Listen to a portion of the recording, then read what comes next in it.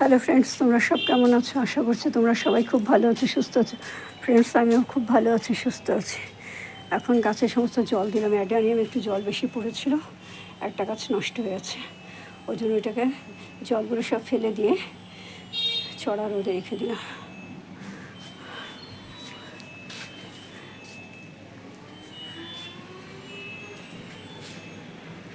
এগুলো এখনও শুকোয়নি, সকালে নিয়ে যাব বীজ। এই বীজ নিয়ে গিয়ে বাড়িতে লাগাবো। আর এখানে এই সমস্ত গাছগুলো তুলে ফেলবো। যে গাছগুলোর থেকে কোনো লাভই নেই সে গাছগুলো রেখে তো লাভ নেই, বরং এই গাছগুলো যদি তুলে ফেলি তাহলে আমার কাজ হবে, গ্রো ব্যাগগুলো পাওয়া যাবে। আর একটা গাঁদা ফুল গাছ, গাঁদা ফুলগুলো শুকিয়ে গেছে। এক কাজ করলাম, একটা গাঁদা ফুল গাছে দেখলাম পাতাগুলো একটু আছে, তো ডালটা এখানে রেখে দিলাম। এই ফুলগুলো ফেলে দিয়ে যদি ডালটা কেটে ছাওয়ায় রাখা হয় তাহলে এই গাছগুলো আবার হয়ে যাবে সামনের বছর ফুলে দেওয়ার জন্য। আরে দেখো বীজগুলো কেমন পেকে আছে।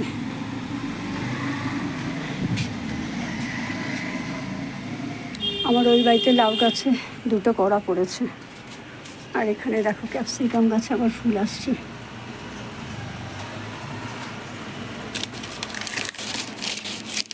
কলা গাছটাও ভালো মতন কাটছে, গাছটা হেলে গেছে। গাছের তলায় সমস্ত টুকরো টুকরো পাথর দিয়ে বসানো। এই যে মেথি গাছগুলোও শুকিয়ে শুকিয়ে যাচ্ছে এখন একটু।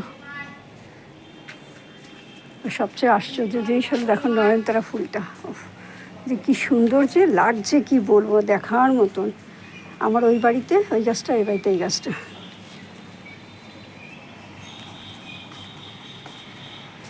এখন একটা দুটো করে গাঁদা ফুল ফুটছে। এবার কুড়িগুলো ফেলে দেবো, ফেলে দিয়ে ডালগুলো আলাদা জায়গায় লাগিয়ে দেবো। আর আমার শিউলি ফুল গাছটাকে তুলে নিয়ে এসে এখানে রাখলাম। ভাঙা অ্যালুমিনিয়ামের কড়াইটার মধ্যে রাখলাম। সমস্ত গাছের সার দিলাম, তরল সার। ওই কালো ড্রামটার মধ্যে 1 ড্রাম ভর্তি ছিল, তার মধ্যে জল মিশিয়ে গাছে সার দিলাম। কুড়ি এসেছে, তবে এবারে অন্যান্য বছর তুলনায় ফুল খুব কম হচ্ছে। আর এইটা ছিল গাছ, এটা ক্রমশ ভেঙে যাচ্ছিল, রঙের বালতিটা। শিউলি ফুল গাছটাকে তুলে এইখানে এইটা রেখে দিলাম, আর শিউলি ফুল গাছটাকে ওইখানে লাগিয়ে দিলাম। জায়গা পাল্টাতে হয় মাঝে মাঝে, নাহলে হয় এই গাছগুলো 2 মিনিট আগে যদি দেখতে পুরো ঝিমিয়ে গেছিলো। এখন জল দিলাম, সার ফার দিলাম, আর গাছগুলো কি সুন্দর চাঙ্গা হয়ে গেল।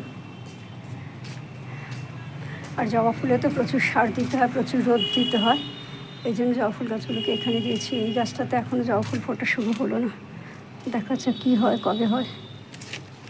আর সারা বাড়িতে একদম জোয়ান পাতা গাছ ভরে গেছে, যেখানে পাতা পড়ছে সেখান থেকে হচ্ছে।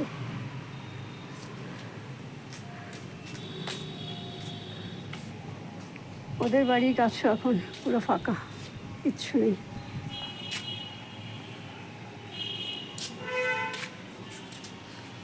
যেখানেই যাও চারদিকে শুধু নয়নতারা, নয়নতারা, নয়নতারা।